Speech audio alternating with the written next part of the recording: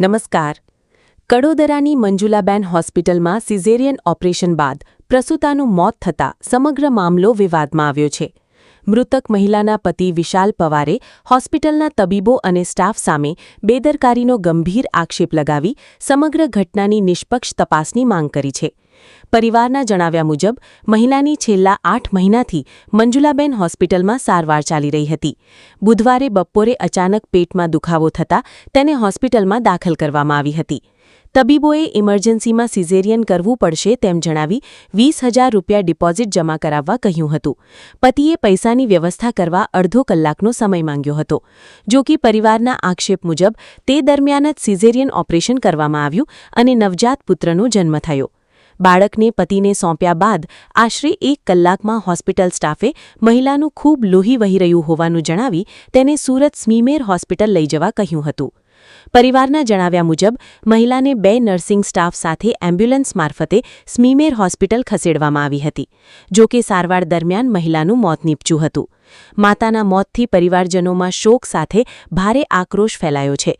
પરિવારજનોએ સમગ્ર ઘટનાની તપાસ કરી જવાબદાર સામે કાર્યવાહી અને ન્યાયની માંગ કરી છે.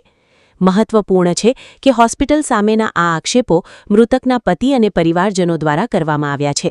હોસ્પિટલ તંત્રનો પક્ષ અને સત્તાવાર તપાસના તારણો સામે આવ્યા બાદ જ ઘટનાની હકીકત સ્પષ્ટ થશે.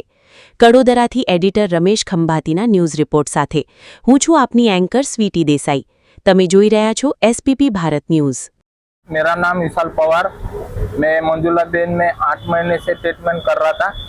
मेरी वाइफ का कल अचानक से पेट दर्द हुआ हल्का हल्का, तो बोली कि मेरा पेट दर्द हो रहा है. तो मैं ड्यूटी पे था तो मैंने उसको बोला कि आप हॉस्पिटल पहुंचो, मैं इधर से पहुंच रहा हूँ. जब वो हॉस्पिटल पहुंची तो ये डॉक्टर लोगों ने सीधा उसको ड्रेस पहना दिया और उसको लेटा के रखा था. जब मैं हॉस्पिटल में पहुंचा तो मेरे को बोलने लगे 20,000 रुपये डिपॉजिट करो, आपके बीबी का इमरजेंसी में सीजर करना है. तो मैंने बोला मेरा पैसा उसके खाते में तो उसके फिंगर से निकलेगा. तो वो बोला कि मैं निकाल दूँ पैसा, तुम लेके जाओ उसको साथ में बाइक पे बिठा के और पैसा निकाल के लेके आओ. तो मैं बोला मेरे को आधा घंटा दो, मैं आधे घंटे में पैसे का जुगाड़ करता हूँ.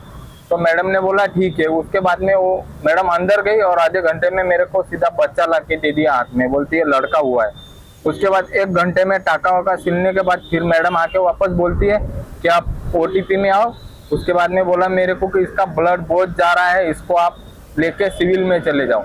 तो मैंने बोला मैंने आपको पैसा देना है तो मैं इसको कहीं लेके नहीं जाऊंगा. मैंने आपको अच्छा पेशेंट दिया था, मेरे को अच्छा पेशेंट चाहिए वापस, मैं नहीं लेके जाऊंगा. ले जाना है तो आप लेके जाओ. तो मैडम ने उसके बाद में 15-20 मिनट के बाद एम्बुलेंस बुलाया उधर से, तो उसमें वो पेशेंट को डाला और मेरे को बोला कि आप खाली बच्चा पकड़ के बैठ के जाओ. साथ में उनके 2 नर्स थे, वो लोग हमें छोड़ने आए थे वहाँ तक हॉस्पिटल तक.